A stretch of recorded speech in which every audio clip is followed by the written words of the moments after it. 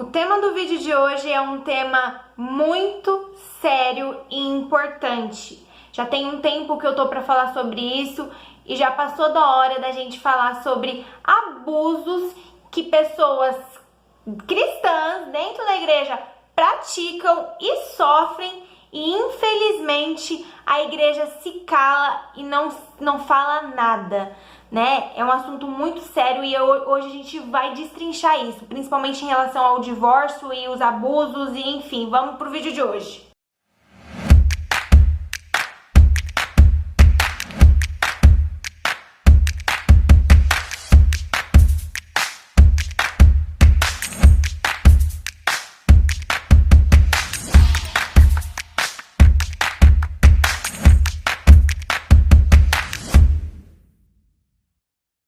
Oi pessoas, tudo bem com vocês? Eu sou a Vitória Luiza e hoje a gente vai falar assim sobre relacionamentos abusivos e o como isso... Gente, o tanto de relacionamento abusivo que tem dentro da igreja é enorme.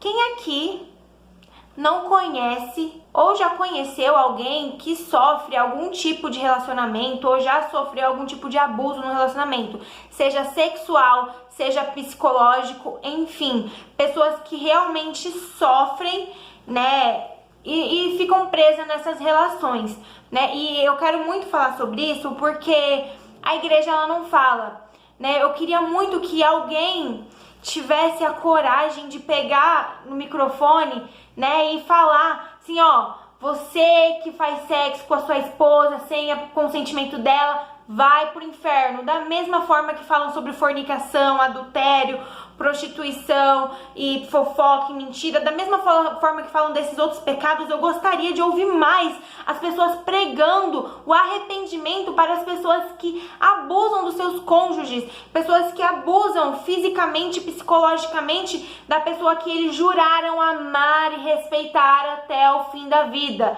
Eu gostaria de ouvir mais os homens e mulheres de Deus falando sobre isso, líderes aconselhando de forma inteligente e sensata mulheres que vivem em relacionamentos abusivos. Então, se você não ouviu isso na sua igreja, e sim, hoje eu estou generalizando, sim, eu estou generalizando, se a sua igreja é uma exceção, parabéns. Eu cresci no berço evangélico, tenho 21 aninhos de idade, dia 14 de maio faço 22, e nesse meu longo...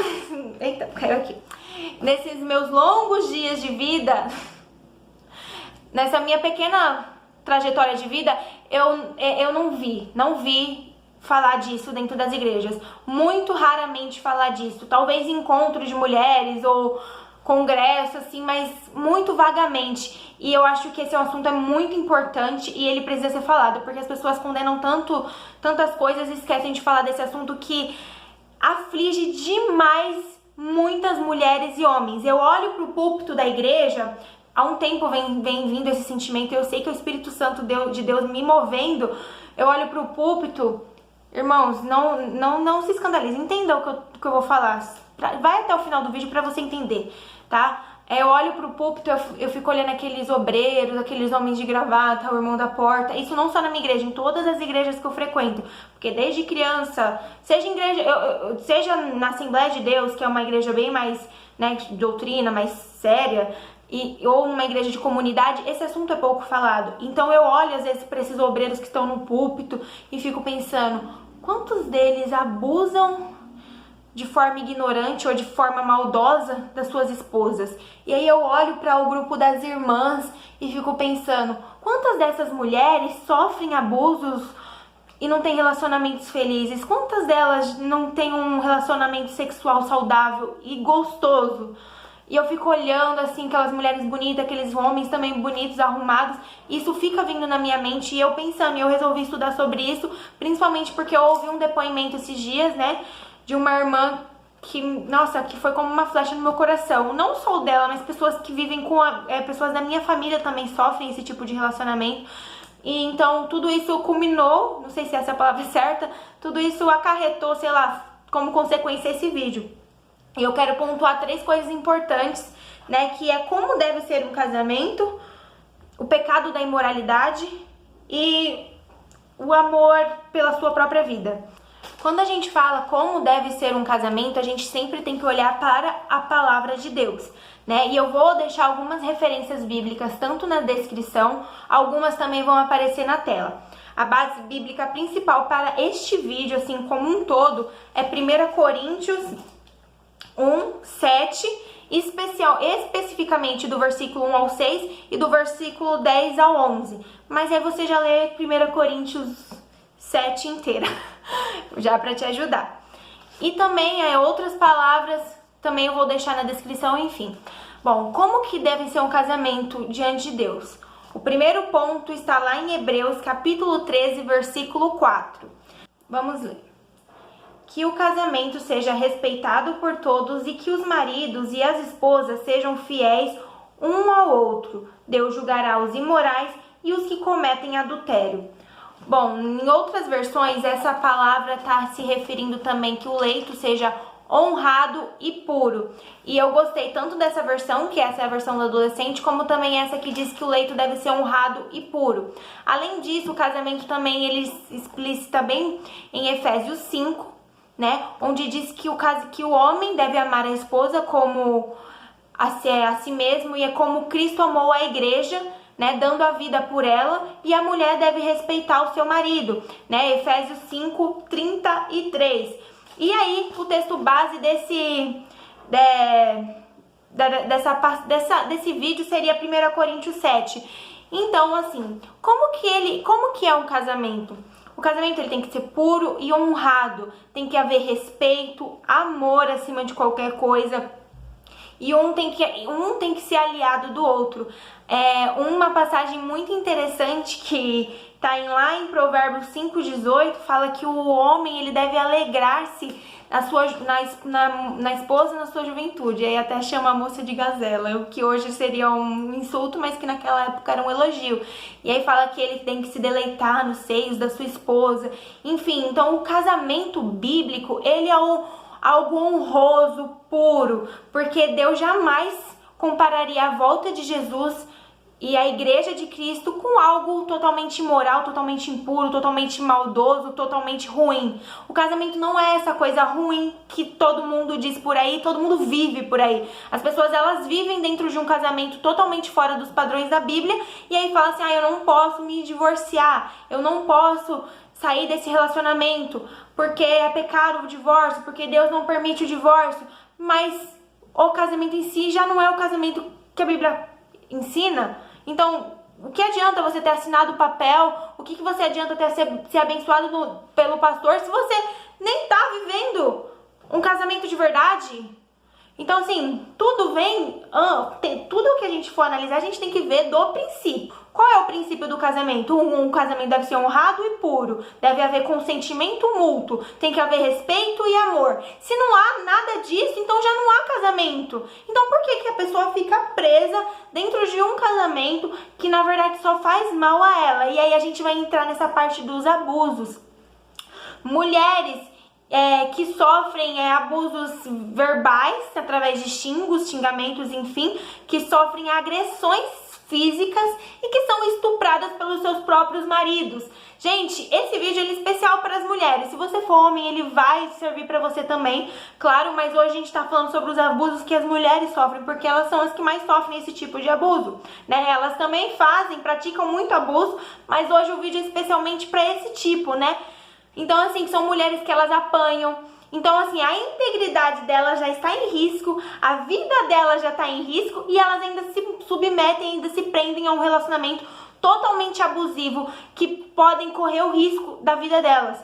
Aí a gente entra no segundo ponto, que seria zele por sua vida, né? A Bíblia nos ensina que nós devemos amar ao próximo como a nós mesmos. Então, se você não se ama, como é que você vai cumprir o mandamento de amar o próximo? Entenda que eu tô sempre voltando no princípio. O que são princípios? São as bases.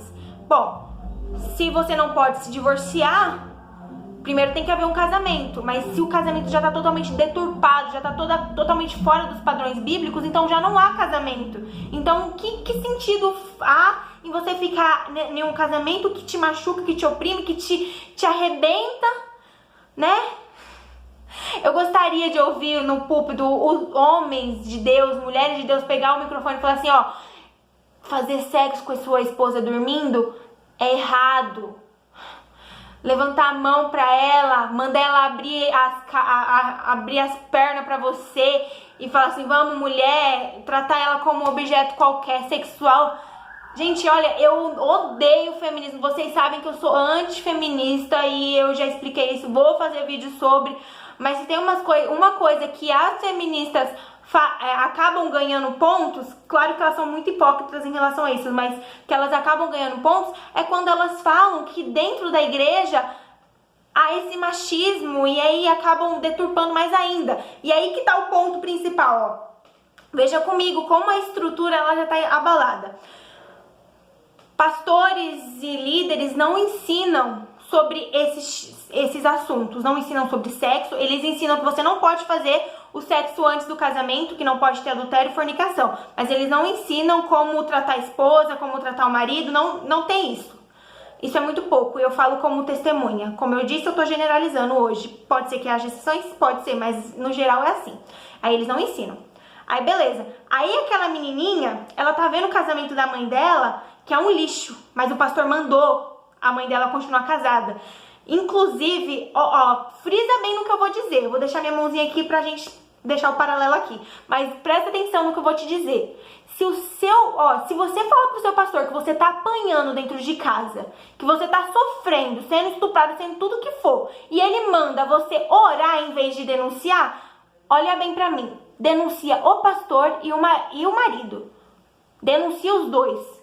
Porque além da lei de Deus te proteger, você também tem a lei dos homens. Então você não pode, de forma alguma, ficar perdendo a sua integridade física, moral, a sua honra, tudo que tá dentro do seu corpo, porque seu corpo ele é templo do Espírito Santo, você precisa zelar e cuidar dele, tá ok? Você precisa primeiro se amar, dar valor, olhar no espelho e falar assim, Jesus morreu na cruz por mim.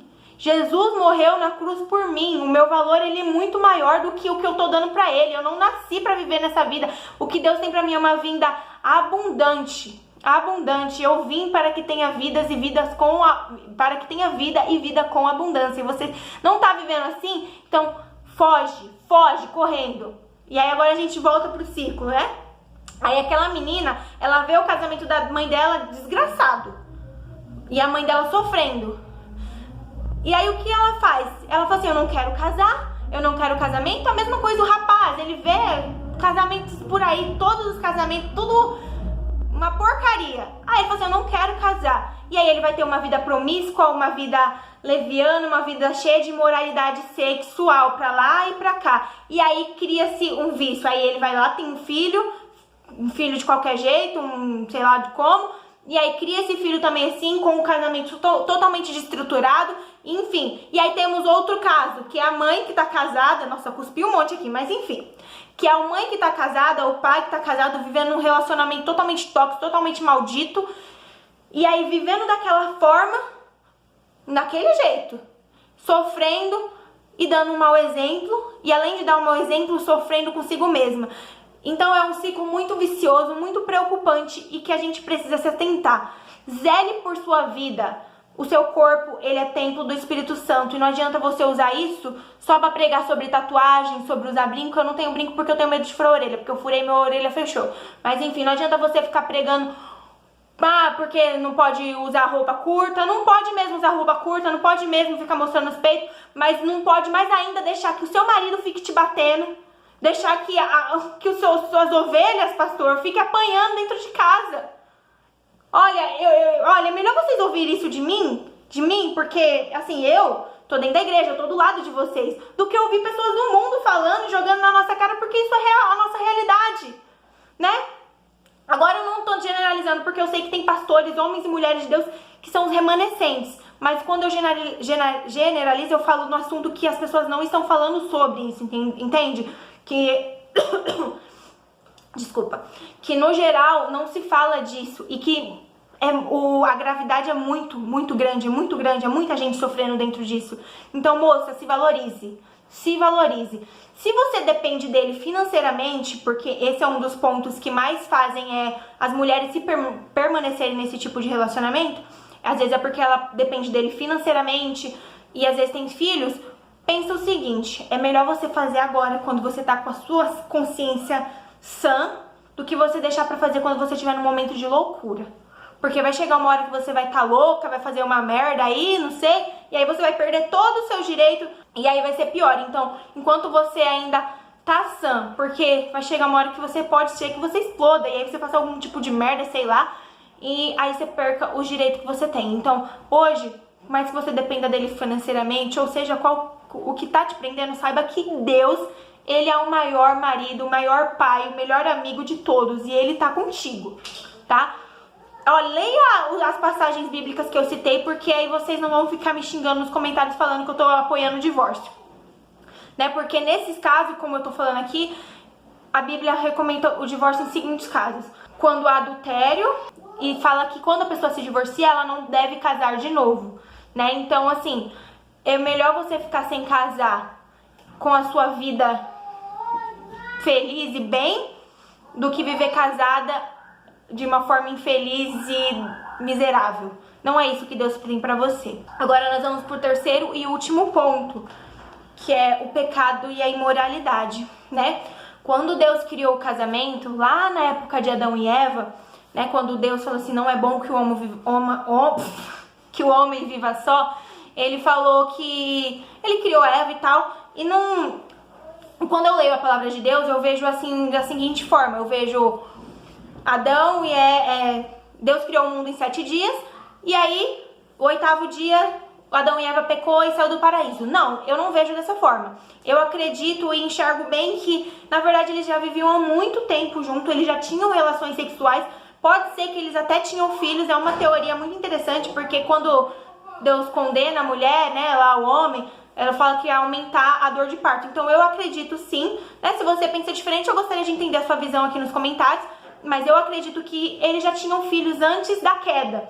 Então eu acredito sim que eles tinham relações sexuais.